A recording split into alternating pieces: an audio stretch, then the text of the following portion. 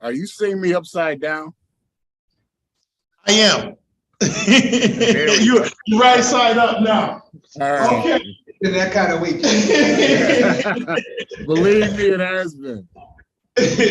All right. So first of all, I just want to welcome everyone here with us this evening. Of course, my name is Willie Lightfoot, City Councilman. We'll go around the room real quick, but before we do that, we often start with our moment of silence. We want to realizing that we've had an extremely violent weekend, not just in Rochester, but also across the country.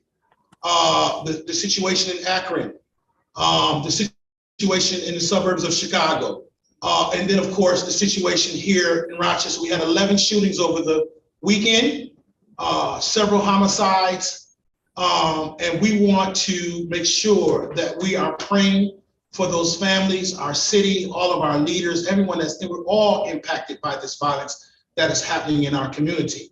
So I would ask, please, sir, please, ma'am, if you would join with me in a moment of silence to honor and to pray and respect all of us who have been impacted by this violence. Thank you.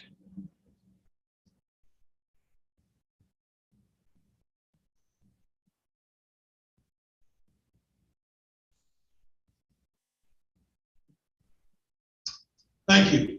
I'm going to start from my right, your left, for those of you who are viewing via Zoom. And of course, we are streaming live on the City Council YouTube channel. This information after this meeting will be shared on various Rock Against Gun Violence Coalition Facebook page, often other social media pages. We are being very transparent with our community in concerns of regards to the communications and conversations that we're having around gun violence. And we want our community to know that we're not just, watching this stuff on TV, that we are actively working to educate, eradicate, and advocate around violence in our community. This meeting was set and scheduled prior to the activities that happened over this weekend. We meet the first Tuesday of every month. We're slowly getting the team back together again after the pandemic. Of course, we weren't meeting as often, and when we did meet, we were meeting virtually only. And now we're back to we're actually doing hybrid meetings. Last month we met at the Willie Lightfoot Equity Center on Flint Street. This month we're meeting at the David Gantt Art Center. So we are out in the community, and we want the community to understand that we will be coming to a place near you to have these discussions in community settings where everyone is welcome at the Rock Against Gun Violence Coalition table. Everyone is welcome. We realize that we'll do a better job in getting out notices on these meetings. We realize that as we're getting back started, that we have to do a little more due diligence around that, and we're committed to doing that, and we will make sure that we do that in the future.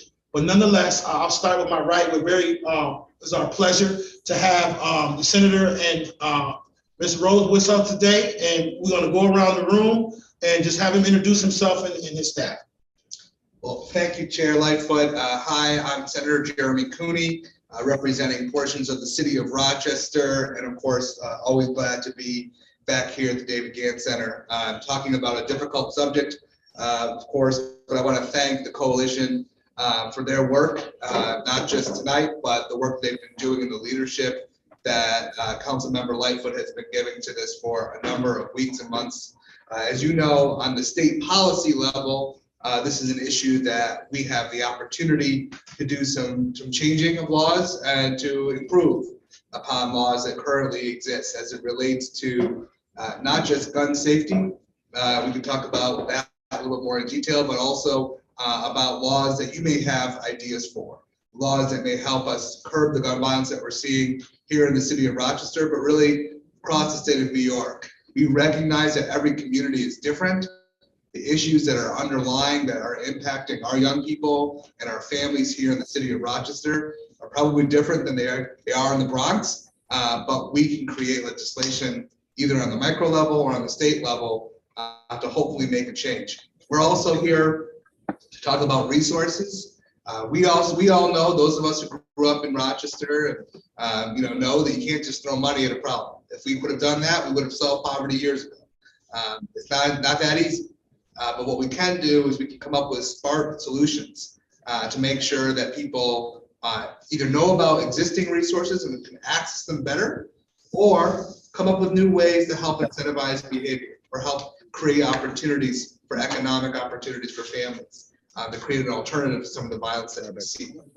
So there's a lot more we can do. I was asked to come specifically to talk about the gun store code of conduct, and we'll get into that a little bit later in the meeting. So I'll go through that, but I also want to recognize my colleague in this work, and that's Ms. Rose, who is over here, and I'll let Rose introduce herself in just a moment, but she is someone who you see out in the community. You know, I'm in Albany doing the work on behalf of Rochester families most of the year.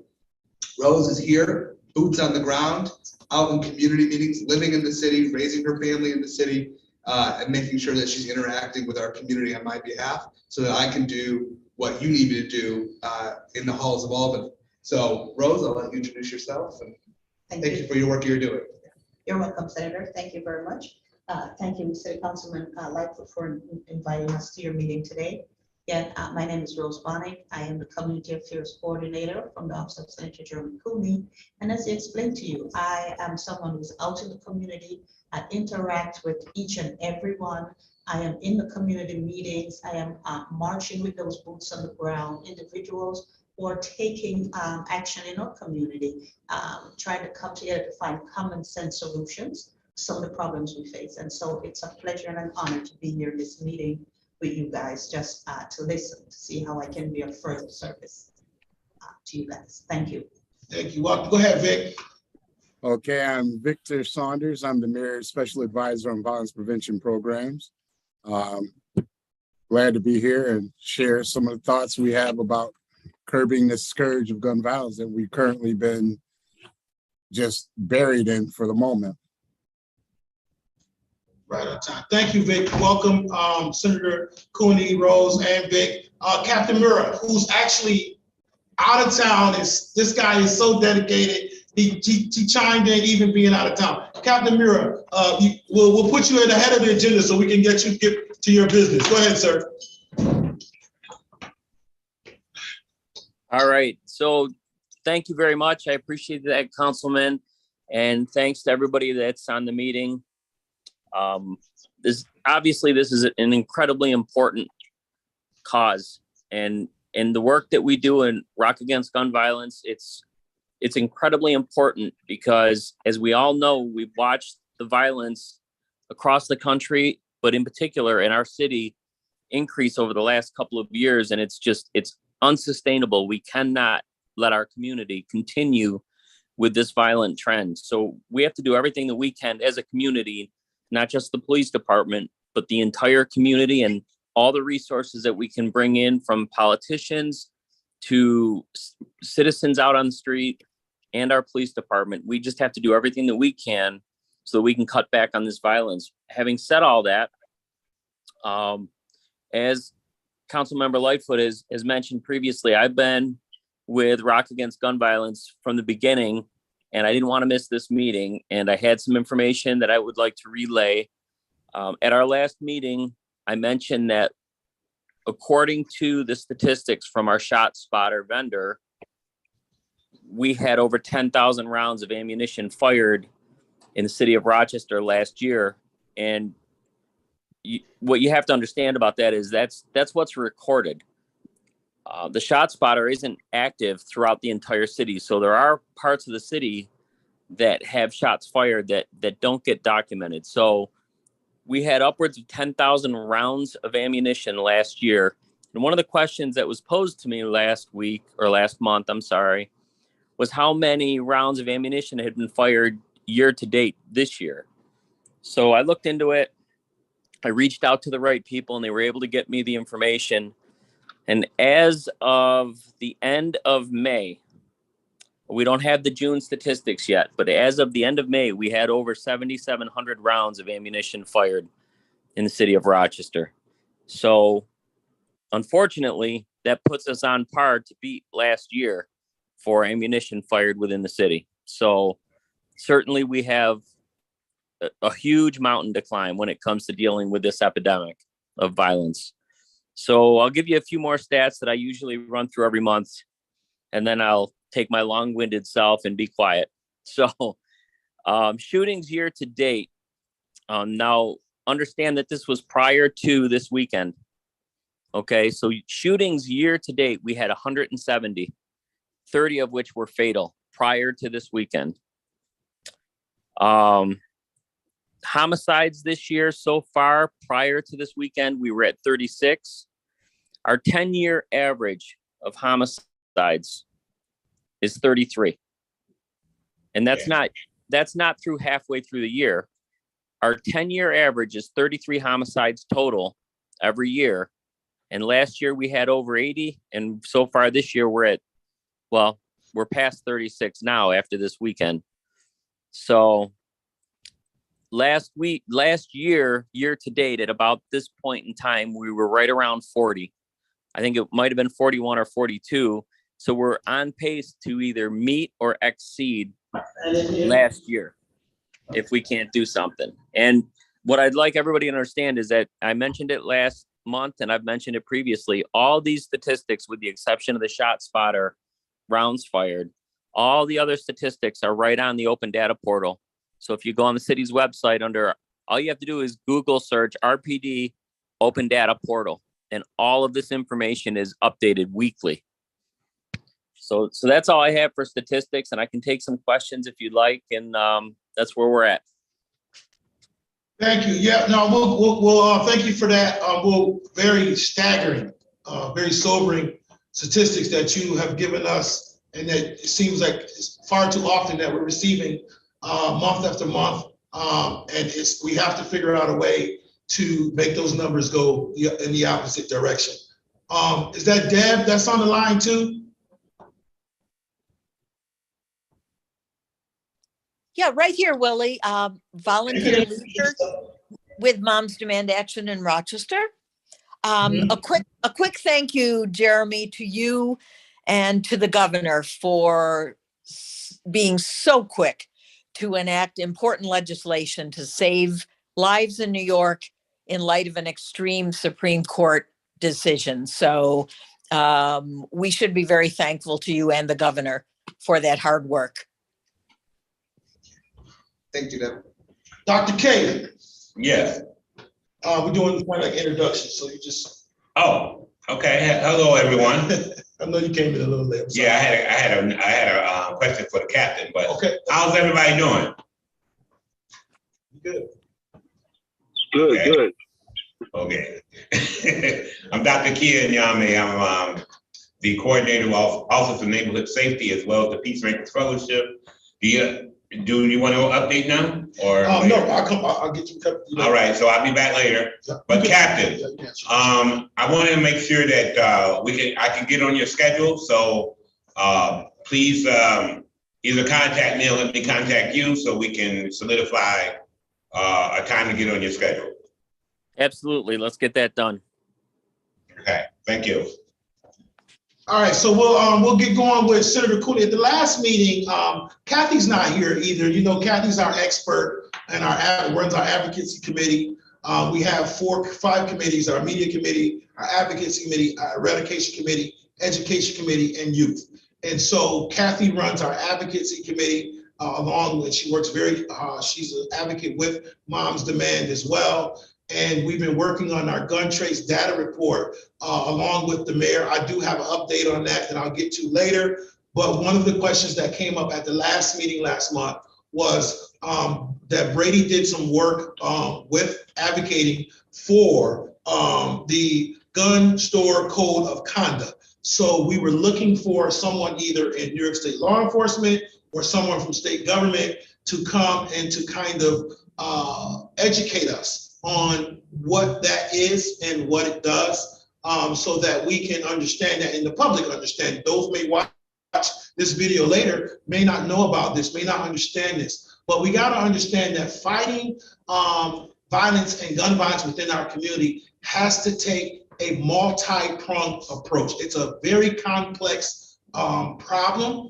And I like the way that Captain Murrah identified it as an epidemic. It's a very complex thing. And so there is no one answer to eradicate gun violence in our community. Trust me, I sit on National League of Cities, Public Safety Advocacy Committee. we, our elected officials all over the country, are grappling with this and trying to figure this thing out. So we believe that we want to turn over to Senator Cooney. He can tell us maybe some of the things that the state's been doing and maybe speak a little bit to the gun store code of conduct. Well, glad to do that. And thank you again for the opportunity to be here. I have a handout here, which I will send to the council members so he can email it out to the groups or post it on some of the websites so that all of you can access it at home. You can always contact my office. Feel free to do so by just going to rocksenator.com to find out how to best contact us or to email us. So let me just jump in directly with the gun store code of conduct. And the council member is right. This is actually new, recently passed legislation. Not as recent as last week that Deb was talking about, but just a few weeks before that, we passed a packet of legislation that had to do with gun safety.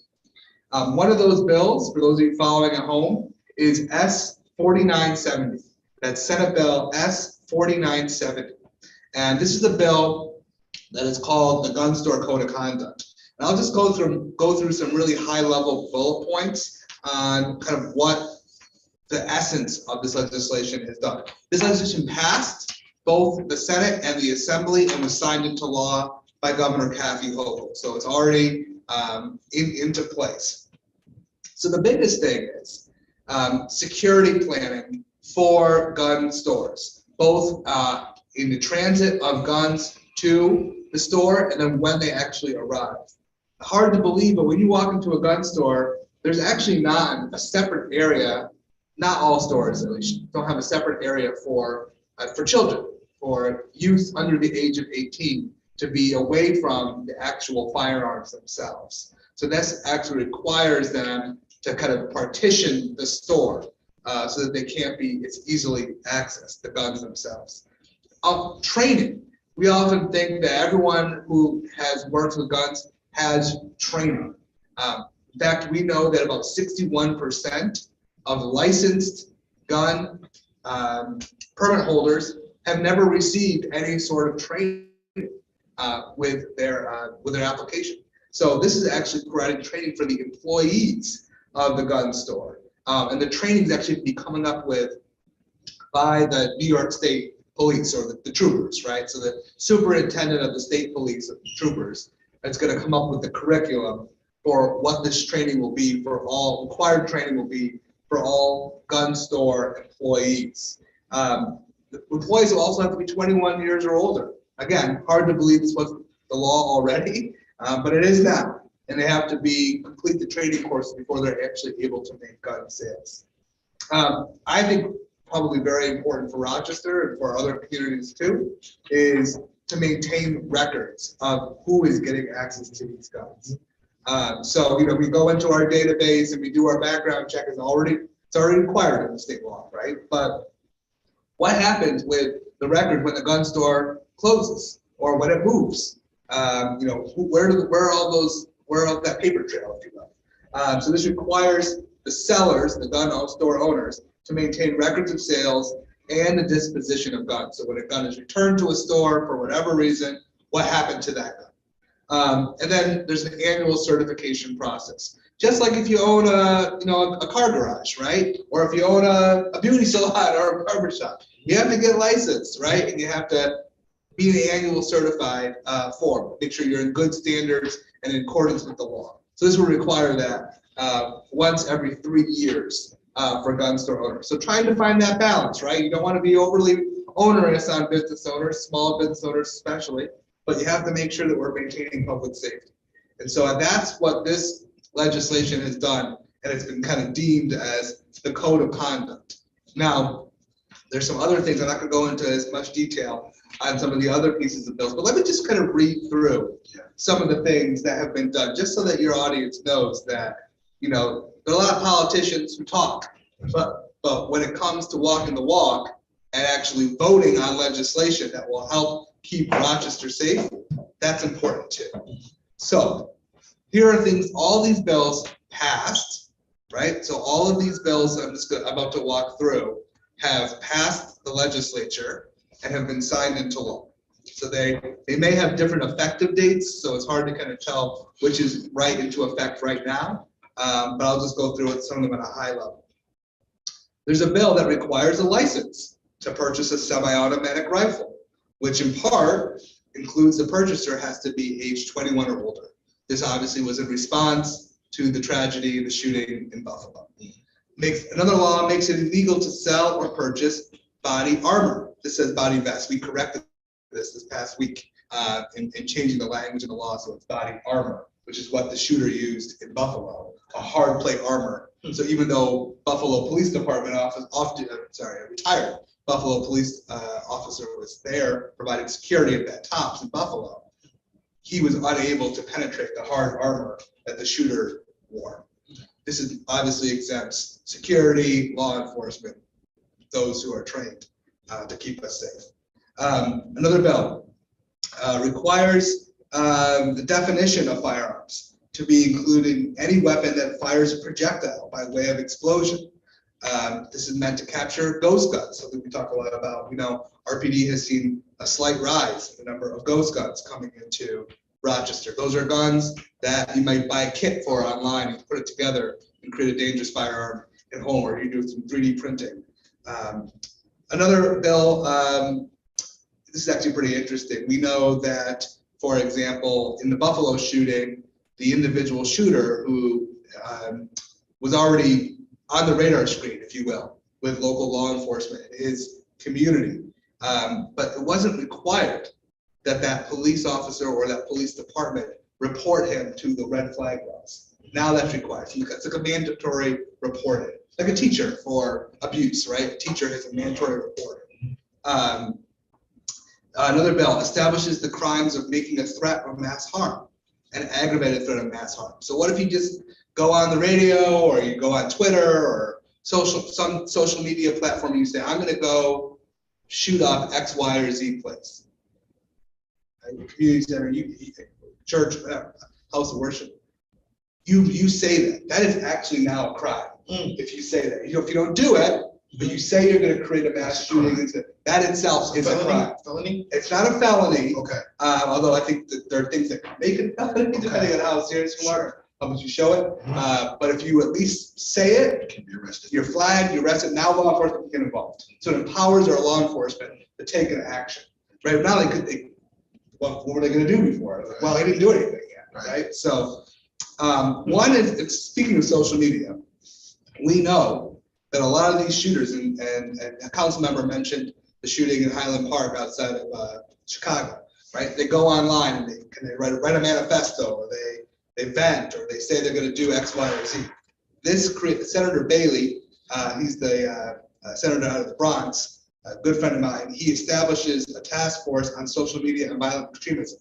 What can the state of New York be doing to help assist local law enforcement in monitoring all these different social media accounts, so that when someone reports on Twitter, someone clicks the button and reports a tweet that they saw that says this person looks like they're going to cause some harm, where does that information go? How do we track that?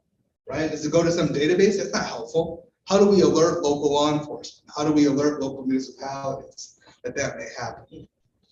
And then finally, I think kind of the big topic of Rochester and really New York State is bail reform. Right. And so I always tell the folks, you know, I wasn't in the state Senate when bail reform was voted on and came about, but I'm here now.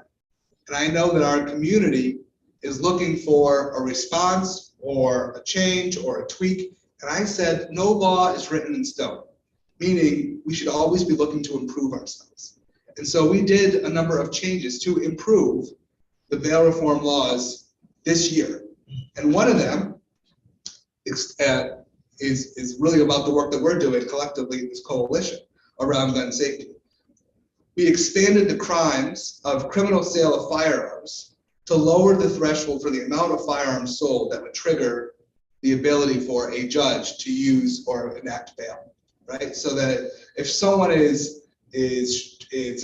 involved with trying to get 3 guns to an individual illegally, right? That now is a crime that can be bail eligible. Like he or she could be held by a judge if there was, you know, enough there to be deemed that this person could create a danger.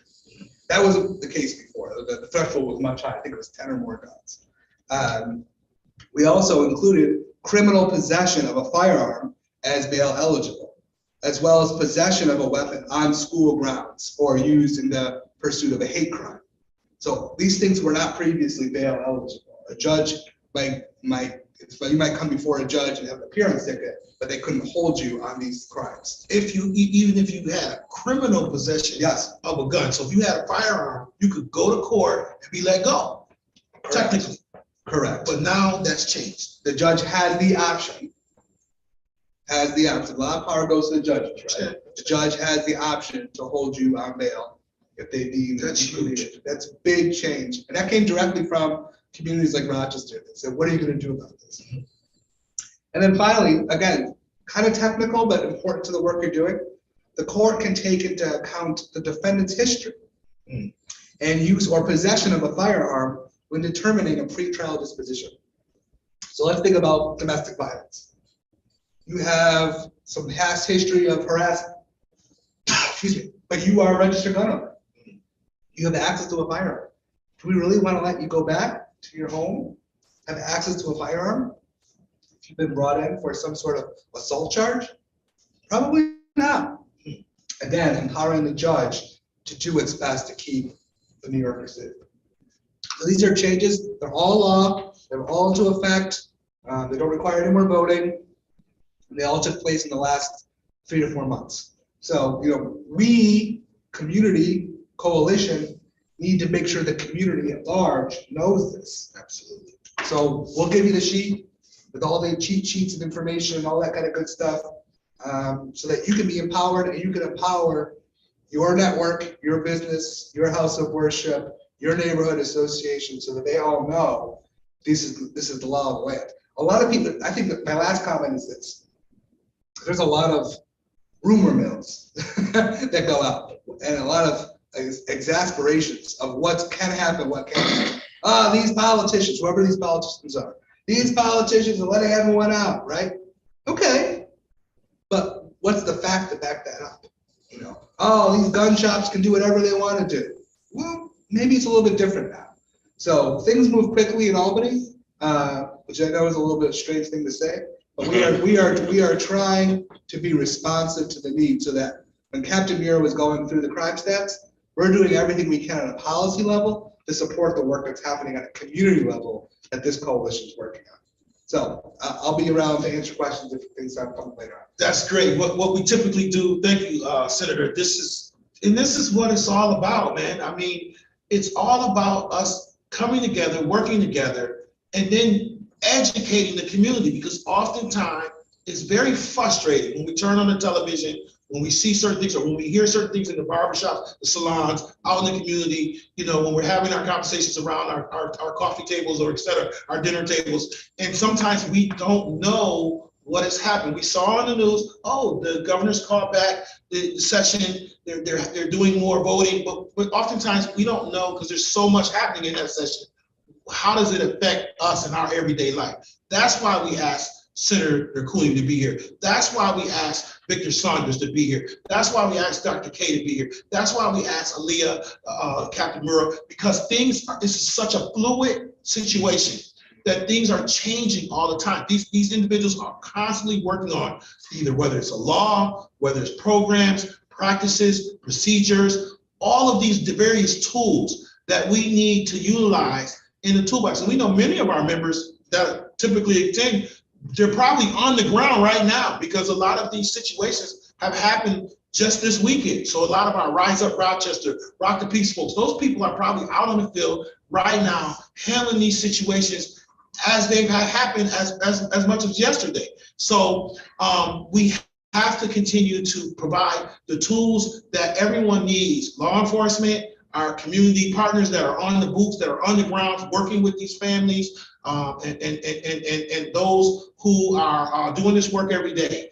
And so we appreciate Senator Cooney and Rose for being here. And this gun store code of conduct, if Kathy was here, she'd be jumping up and down. I'm telling you, because this is something big that she's been, we wrote letters, we we sign petitions, to get this going, and know that it's done, it's in law, and know that all of these other laws, we'll make sure that we get this information to our partners, and we'll make sure, of course, when we share this video, the public can listen, they can hear, they can contact Senator Cooney's office, they can contact the mayor's office, they can contact me if they want more information, or if they see that there are additional ideas, because we get our ideas from the public, from the community. But does anyone have any questions in regards to the senator right now, before we move to our next guest speaker for an update from Victor Saunders?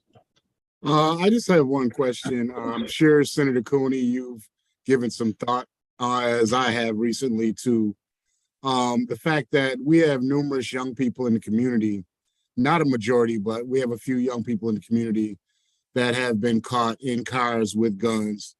And, the officer's complaint is, before I get back to the end of my shift, this young person's out in front of the public safety building waiting for a ride from their mom. Now, I understand a lot of cases are getting adjudicated to family court, but I'd like to have the conversation with the judges as it relates to special circumstances around individuals that get caught with guns. Because if you're getting caught jacking cars 3 times in 1 week, and then you get caught with a gun in the car, I think certain circumstances might elevate that to a situation where you might need to be remanded to Office of Children and Family Services or something else. What are your thoughts on that? Yeah, I would agree with you, Vic, that this is increasingly an issue. I would also say a lot of these young people are being used by adults because they can get away with this. They're becoming the loophole, right? That they're being placed in positions. And I understand everyone has to have their own responsibility for themselves, but at the same time, they're being placed and put into positions where they are doing the carjackings because they can get this runaround.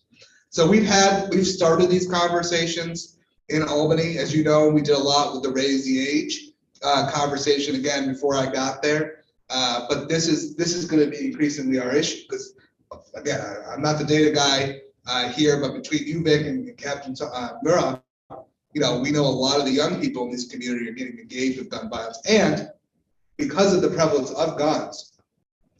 I thought where I thought you were going to go was the car stops, they have illegal guns in the car, they seize those guns, and the car goes around the corner and they got more guns in the back, right? Because it's so easy to get them, right?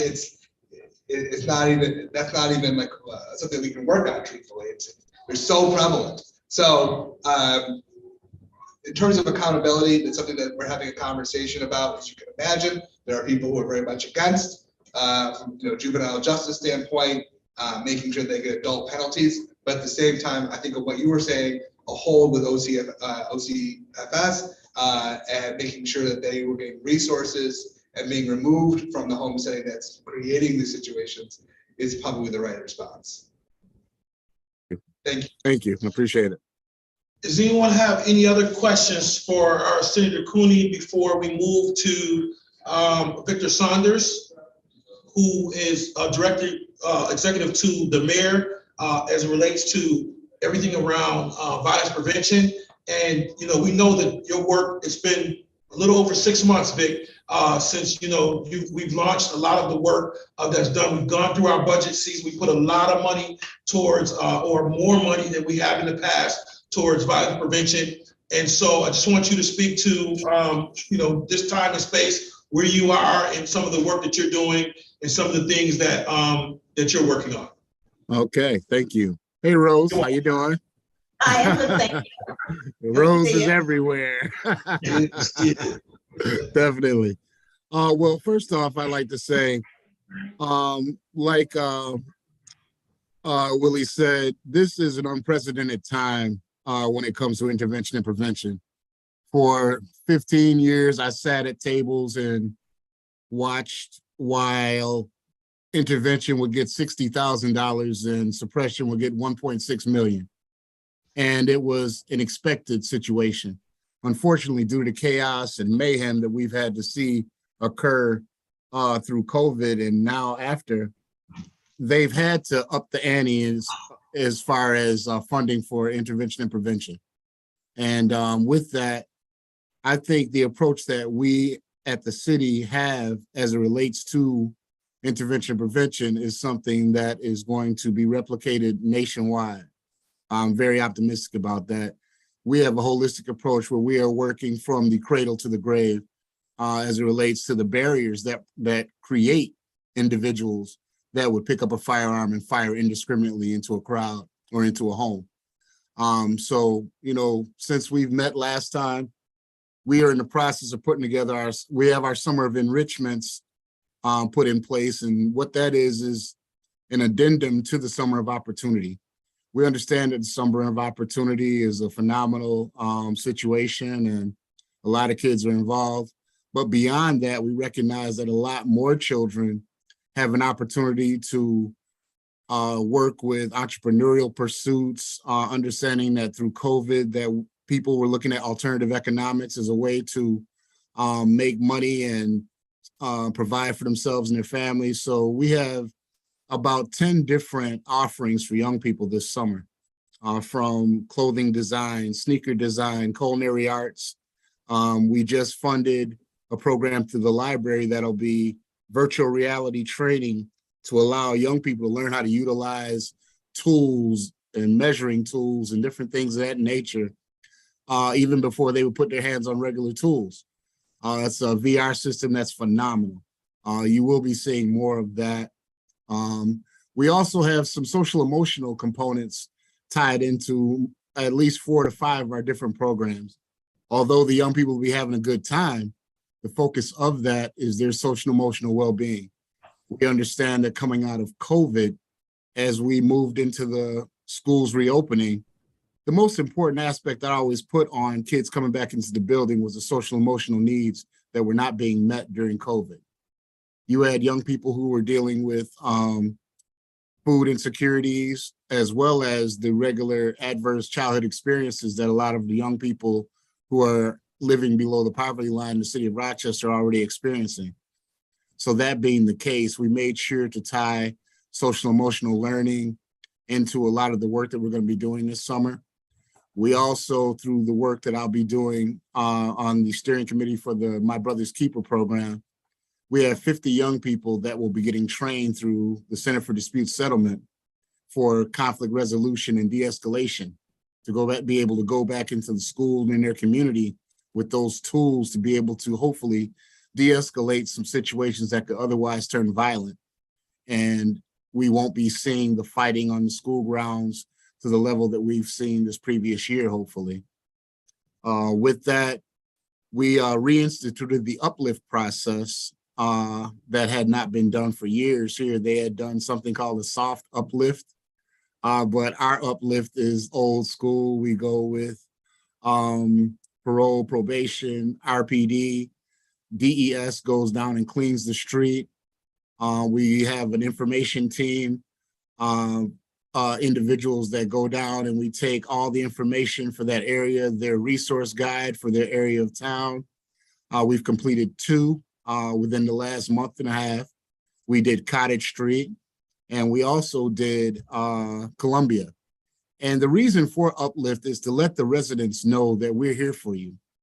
We haven't forgotten you. And the call that came out to reinstitute Uplift came from some residents who were having some major issues on their street involving drug sales and gunfire. And when you have an opportunity to go down as a group and go to every single house, there's nobody that can be targeted for making the call that the quality of life was lacking in their community. So no one gets targeted by the neighborhood drug dealer or anything like that because we're going door to door to everybody. We also include animal services in that as well, because we have some people with undocumented pit bulls, things of that nature, in some of the dope houses and things of that nature. So it's been phenomenal. The neighborhood service centers have been great. Dr. K, who is our Office of Neighborhood Safety Coordinator, has been phenomenal, getting out and meeting with the different community organizations and neighborhood groups. Since within our 6 months, we have, for the first time ever, the city of Rochester has allowed me to hire a reentry coordinator. Understanding I live in the 14621, and in my zip code, we have more individuals returning from incarceration than any place else in the county. And with that, those are going to be my neighbors. And that being the case, I want them to have every opportunity to be successful. I want them to have every opportunity to be trained and employed and change their mindset and give them an opportunity to be viable members of our community and understand that if you've gone away, you've done your time, you did what you needed to do, we want to welcome you back and offer you every opportunity to be successful. And I want to feel comfortable allowing my grandkids to play in front of my house. And I think with someone who has pride in the work that they're putting in on a daily basis, reconnecting with their family and taking care of their own property, that's the best neighbor I can have. So the fact that we hired Stephen Bryant, who is our reentry coordinator, phenomenal. We'll be doing pre-release groups with young guys on short time, as well as working with some individuals coming out of the state penitentiary, as well as connecting with the Office of Children and Family Services and working with young men that will be coming out of the Office of Children and Family Services out in Rush. So we're very excited about that prospect. And I think, I'm not sure of another city that has a reentry coordinator in it, but we understand the need for one here. And the fact that if you come back from jail and you haven't prepared yourself to make changes upon your arrival here, you're going to go back to what you know. And if what you know is robbing and running around with guns, that's what you'll continue to do. And we want to eliminate that as a choice for you. We want to give you nothing but positive choices and opportunities here in the city. So we're excited about that. We're also expanding our relationship with the Rochester City School District. The Rochester City School District has found funding through the state that will allow us to add to the 5 school-based Pathways to Peace workers that are currently in the schools, and we'll add an additional 11 before September. So that will allow us to have 16 individuals within the school district doing restorative practices, mediation, conflict resolution training, as well as we are looking at possibly doing some aggression replacement training as well with individuals within the city school district. So we're very excited about that prospect, being able to expand that. And it looks like from the security office of the city school district, they're possibly looking at adding another 10 Pathways to Peace workers to work within the schools on top of that 16 that were already in place. So that'll be phenomenal for us. We are definitely looking at the growth in the work that we're currently doing and monitoring and keeping the data correct, as we want to make sure that we are always maintaining best practices and doing everything we need to do to be successful within the school. This evening, very good news. Our Rochester Peace Collective, which is the initial seed money that went into that, which is $5 million that the mayor bequeathed upon us, went live within the last 2 hours. Do you hear me, Serena? It went live in the last 2 hours, that funding source. So we are going to be working with numerous grassroots organizations, assisting them in not only technical assistance and building their infrastructure, but financial assistance and allowing them to grow with the work that they're currently doing. Rock the Peace, Rise Up Rochester, entities like that have been really grinding it out and doing the work in the community can now look at possibly receiving funding that could really make a difference in the work that they do. And they won't have to sit around and wait on the state or the federal government in order to be able to access those funds through the American Rescue Plan Act. So we're very excited about that, being able to help those different entities that we work side by side with, that we know are their hearts are where they need to be, and they'll do anything for their community. So we're excited about being able to work with them. Last week was our first Pathways to Peace pop-up barbecue of the series that we'll be having throughout the summer. The first one we had was at the corner of Jefferson Avenue in Iceland. It went phenomenal. you know, being able to do intervention work on the fly and in the midst of a barbecue is a beautiful thing. And when it's successful and everybody leaves safe, you can't go wrong. So we're very excited that that went off without a hitch. Thanks to the Department of Environmental Services for the grill and everything else we needed. And the residents of Jefferson Avenue were ecstatic. People were able to come out, eat, have a good time, get some information. Worked out really well. We'll be doing, I think, 5 more throughout the summer. So we're very excited by that. Our work with Rise Up Rochester will continue. We'll be doing a new agreement with Rise Up Rochester around the work that we're doing with victims. Due to the large number of structure shootings and just individuals having to deal with traumatic events around gunfire in the community, the work that they've done has exponentially multiplied. And it ties in with the work that we at Pathways to Peace are doing within the hospital and the recommendations that are being made and the choices of families to choose relocation as opposed to going back to households that have been shot up and where they don't feel safe. So we're looking at expanding on that relationship, allowing them to get more assistance to do the work that they do to better serve the community and more individuals within it. Another thing that we're very happy about, we just finalized a contract that I was able to access as soon as we really got going in our 2nd or 3rd month. The Career Employment Opportunities Program, which helps at-risk individuals coming out of incarceration with transitional employment, had a contract with our Department of Environmental Services. When I saw that, I was very happy to see they were on board with what I already planned on doing, which was expanding on that relationship.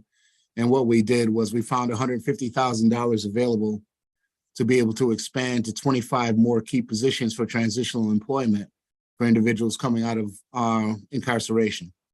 So with that and working with YAMTEP, MAP, and other community oriented training programs that are in allowing people to go directly into their chosen field, we are building a pipeline for individuals to be able to get training, go into fields and become tradesmen, which has been lacking in our community for some time. So with that work and the work that YAMTEP is doing as far as training and including high schools, we're looking at offering a lot more opportunities for individuals to become busy, learning the trades early on, utilizing the tools and resources necessary within the community to allow them to expand on their knowledge and go right into the field of their choice. We recognize that college isn't for everybody, but these individuals have an opportunity to now go directly into their field of work, perform at a high level, get an opportunity to make a living wage and support themselves and their families. So we're extremely happy about that process. I'm sure I haven't mentioned everything that we're actually doing, but this is within the last couple of months. We're extremely happy. If you aren't aware of what the Rochester Peace Collective is, the Rochester Peace Collective, that same $5 million to work with entities that are grassroots and working in the area of violence prevention and other different specifics, will be able to see all those different things that are offered in that RFP. If you go to cityofrochester.gov, Rochester Peace Collective, and if you want to submit a proposal, you will be able to look at the deadline date. You'll be able to look at the language that they're looking for within a proposal and move forward. Hopefully by September, we'll be making announcements on the funds themselves, who will be receiving what. And our advisory board will be compiling who will be chosen to receive their first round of funding. So with that, if anyone has any questions, feel free.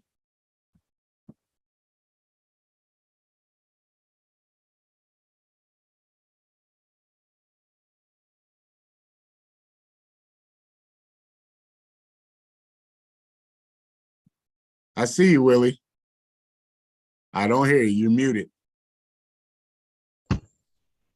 Okay, yeah, we had lost you for a minute, brother.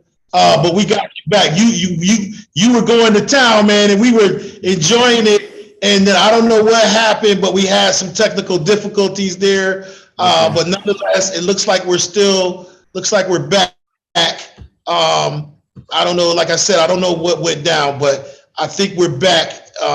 And if you don't mind, we'll just, it sounds like what you captured, we did capture on video though. It seemed like it was still going in the background. You can hear me okay now? Yeah, no problem. Okay, yeah, I'm sorry about that. We lost you on our end, so I'm glad we didn't lose everybody. But on our end, something shut down. But I believe because we had Brother Andre as the co-host, you guys probably were able to just keep going. But for some reason, we lost you. So, if we'll move on to Dr. K just for the sake of time. We believe we got the information on the record, but we'll move on for the sake of time. Dr. K, do you want to fill us in on the work that the Office of Neighborhood Safety is doing? Yes. All right. Greetings, everyone, again. I'm Dr. Kia Nyame. They call me Dr. K affectionately. The Office of Neighborhood Safety is moving forward steadily every day. We now have hired, not yet in their work, but we have hired our team of neighborhood change agents, as well as a field coordinator who would be the supervisor in the community with the neighborhood change agents. We have hired our clerks, and we also get to share some of the greatness from Victor's assistant, helping us out a lot. And so we're starting to build. I'm still a little complex about us doing a pilot in the 10th ward only, rather than just doing this whole city with everything that's going on. But I'm looking forward to us and our team doing such a phenomenal job that when we go to city council in November or September to ask, can we start elsewhere in the city? I think we're gonna have enough data. So that's coming great. The program managers and field coordinators from both Pathways to Peace and the Office of Neighborhood Safety are going to California on the 21st, I believe it is, and 22nd for their boot camp as administrators. And then we're going to turn around and we're going to have 3 days in Rochester where all violence prevention. You froze. You guys are frozen. Uh-oh. They're frozen, Serena. I know. You know Rob here. Yeah, he was over here today. Yeah, I figured that. How you feeling? I have to call you afterwards because something happened yesterday. Okay. Need an intervention. I hear you. Yeah. Not with him. Oh, I know. Oh. Yeah, they technical difficulties. Right. They're gone again. I'll tell you, use it back though. Y'all keep coming in and out. Hi, Tony. Hi, Dad. Hi, Dave. I'm actually sending you a text right now. Oh, y'all gonna hear it. Hi, Serena. How are you? I'm fine. How are you? Oh, not too bad. I was Mr. Saunders. That was amazing. We're back. We're back. I appreciate it, Deb. Where we are, this location with the internet or something, but we're having some internet issues over here. When we were at the David Gantt Center, we were in a much smaller room. So I don't know if it's because we're just having internet issues, but it seems to be, you guys seem to be fine, but on our end, we're logging in and out. So we're just trying to manage that. Dr. K just finished up with what his piece was. And but time is short. But we try to get everybody out. If you want to know more. Basic bottom line is, Dr. K, get to the summarize real quick. Well, to summarize is that we're bringing on folks. We have hired folks. Our team's going to start in 10th Ward. We'll also have posters and information to go out around the entire community for individuals may want to pull a tab and not let their friends know and try to make moves to get out of their life. So, and everything else that Victor said about the enrichment, we also, of course, we're all the same bureau, how do you say that? So we're going to be utilizing those things as well with the individuals. But I'll tell you more next month. Oh, is it burning? Like, what the fuck? Huh? What do you say, Tony? Tony, you got mute. All right.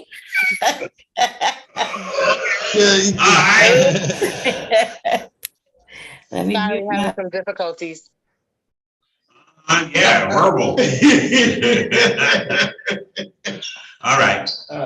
So, I don't even know if a lot of this is even making it on the thing. I'll go back, I'll do some editing when I get back, but nonetheless, once again, the coalition, we're trying to rally and gather all our folks back together. I talked to the mayor today, and the gun trace data report, which is one of our major priorities this year, was to work to get a gun trace data report like they have in Philadelphia, like they have in Chicago. Rochester deserves, and we want to have our own gun trace data report that is public facing, just like as Commander Murray was talking about earlier, that RPD data portal. We want that information to be public facing, just like you can look up homicides and shootings and et cetera. So that we know that there's two different types of information.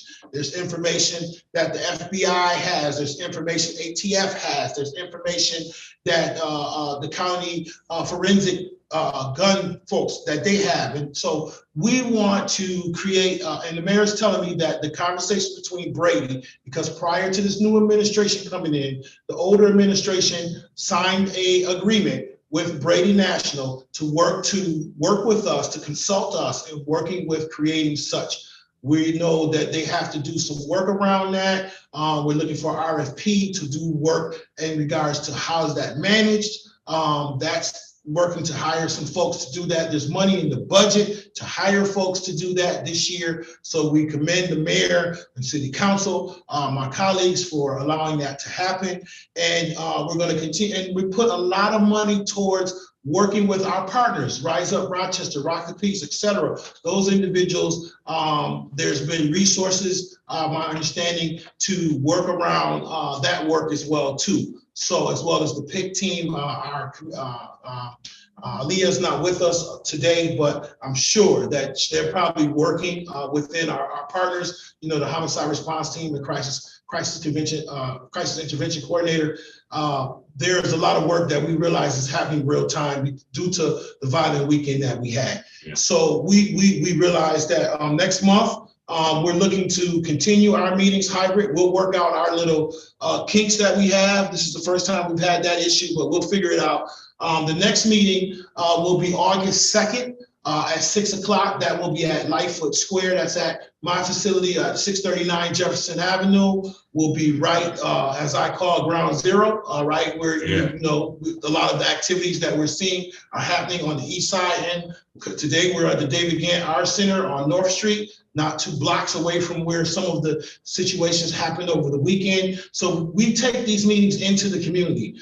We're not meeting at City Hall. We're not meeting somewhere where people can't get to. We're using our art centers in the place where our families come and where they can trust and where they send their children and families. And so we want to use these places to have these conversations with the public and to make sure that the information is available.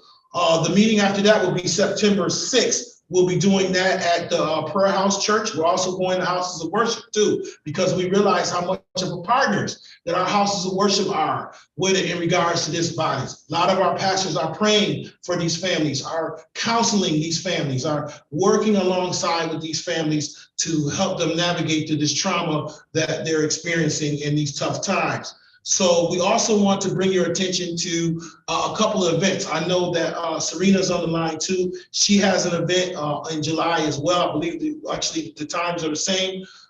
There's a community total health and wellness initiative that is launching next week with the mayor and myself and Patricia Williams-McGahee. We've been working extremely hard to provide total wraparound services around mental health, addiction services, food, clothing, shelter, and other wraparound services. The initiative is to utilize the David Gantt Art Center, the Willie Lightfoot Art Center on Flint Street, one on the east side, one on the west side, to provide year-round wraparound services. So these two fairs are just opportunities to connect people, bring people together, connect them initially to some services, but we're surveying the people with a needs survey, and we look to address 14608, 14611, 14609, and Victor 14621 in your community as well. We have targeted those particular zip codes, and we're looking to provide wraparound services at these two identified art centers, the David Gantt Art Center and the Willie Lightfoot Art Center on Flint Street, to provide year-round, based on the community's identified needs, wraparound services to the families in these communities. So that is going to be July 23rd on Jefferson Avenue from Flint to Columbia, is from 11 to 4 is when we're blocking off. Over 40 vendors will be out there around mental health, addiction services, food, clothing, and shelter, diapers, baby formula, gas card giveaways. We're going to be providing basic needs that people need right now. And most importantly, mental health and counseling services, real time. There are mobile units that will be pulling up and providing counseling services for people real time. So this is a collaborative effort with over 40 partners. City, county is involved, and all of our wonderful partners that we have within our community. We believe that this is transformational work. We know more now than ever. Mental health, addiction services is needed. I've been in Rochester, born and raised all my life. Have a barbershop on Jefferson Avenue, been there for 19 years. I've never seen the mental health, psychological situations that I'm dealing with as a pastor, as an elected official receiving constituent calls, and as a barber behind the chair listening to the clients and the customers and what they're experiencing and going through. We all have been traumatized by this pandemic and the effects of this pandemic. And we all can utilize health and wellness, total health and wellness. So we wanted to bring that to your attention. Then the second one will be August 20th at the International Plaza on the east side. Serena, I know you have an event coming up too. Do you want to talk about that? You muted, hon. Can you hear me now? Yes. Okay. On the 13th annual Right to Peace Fest, I guess you guys are having your event on that same day, July 23rd. It's going to be at Jones Square Park from 12 to 6 that day. And we're doing our community outreach every Thursday, and we go to different parts of the city, and we partner with Rise Up, Passes on Patrol, 585 Snug, and what is it? Oh, Young and Gifted Global Ministries, Pathways. Haven't been out yet, but they said they're coming out with us as well. So that's every Thursday, starting last month up until the September 25th, when we have the National Day of Remembrance for Murder Victims. So that's all right. Wonderful. Yeah, typically we're a little bit out of sync. Serena, typically as we meet, we always kind of coordinate our events so that we try to support each other and we try not to create events at the same time. But I would say in this instance, due to the pandemic, everything, and us not meeting as often as we have, we'll make sure we do a better job at coordinating that in the future. However, I will say the problem is so bad now to where we do need multiple events happening all throughout our city. That's needed right now.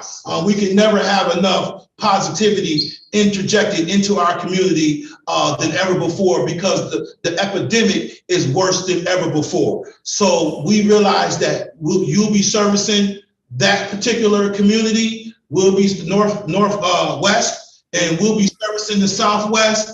And God knows we need somebody on every four quadrants. We really need somebody on every four quadrants the way the situation is going today. But in the future, just so the folks know, typically we tend to collaborate even with our events, so that we're supportive of one another. That was just something I didn't know when you were doing yours. I don't think you knew when I was doing mine.